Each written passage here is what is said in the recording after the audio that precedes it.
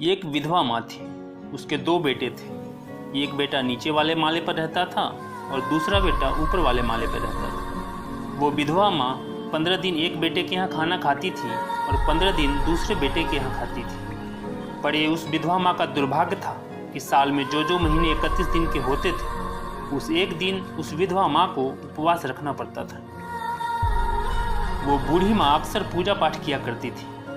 ऐसे में जब भी वो माँ उपवास करती, कभी इस बात को दिल से नहीं लगाती थी। लेकिन एक दिन उसके दिल को बहुत ठेस पहुंची जब उसकी बहू ने ये कहा कि माँ जी, आप अपना खाना बना लेना, आज हम लोग बाहर एक पार्टी में जा रहे हैं। उस बूढ़ी माँ ने कहा, बहू, मैं खाना कैसे बनाऊंगी, मुझे तो गैस चूल्हा जलाना नहीं आता।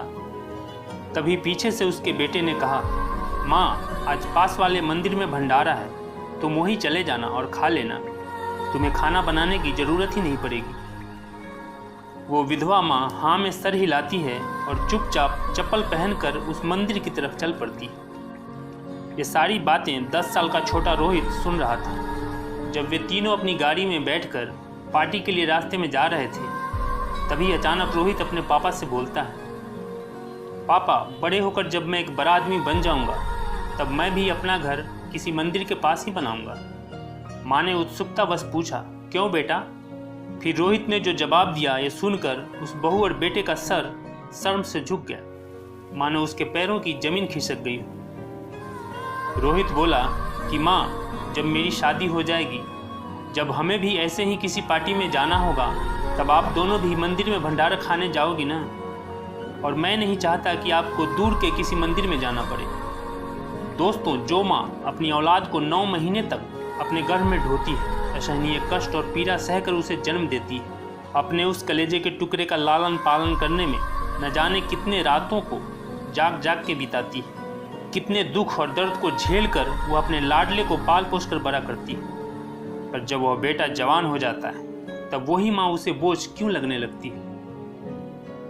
जो बाप अपने औलाद की परवरिश के लिए दिन रात कड़ी मेहनत करता है, जो अपने संतान के लिए अच्छे कपड़े, अच्छा खाना, अच्छे स्कूल, अच्छी शिक्षा के लिए अपनी जी जान लगा देता है, वह अपनी कमाई का एक एक पाई खुशी खुशी खर्च कर देता है ताकि उसकी संतान एक दिन बड़े होकर कुछ बन जाए, अपने पैरों पर खड़े हो जाए। पर जब वे बूढ़े हो जाते हैं, तब वही बेटा अपने बूढ़े माँ बाप को 2 जोड़ी कपड़े और 2 वक्त की रोटी देने से क्यों कतराने लगता है? दोस्तों, ईश्वर हर जगह नहीं पहुंच सकते, इसलिए उसने माँ बनाई है। माँ के कदमों में स्वर्ग होता है, उसकी छाया सुख देती है, उसके आशीर्वादों का कवच हमें सुरक्षा प्रदान करता है। उसको नहीं देखा हमने कभी, पर उसकी जरूरत ही क्या होगी। हे माँ, तेरी सूरत से अलग भगवान की सूरत क्या होगी। कहते हैं, बहुत रोते हैं मगर दामन हमारा नम नहीं होता, इन आंखों के बरसने का कोई मौसम नहीं होता।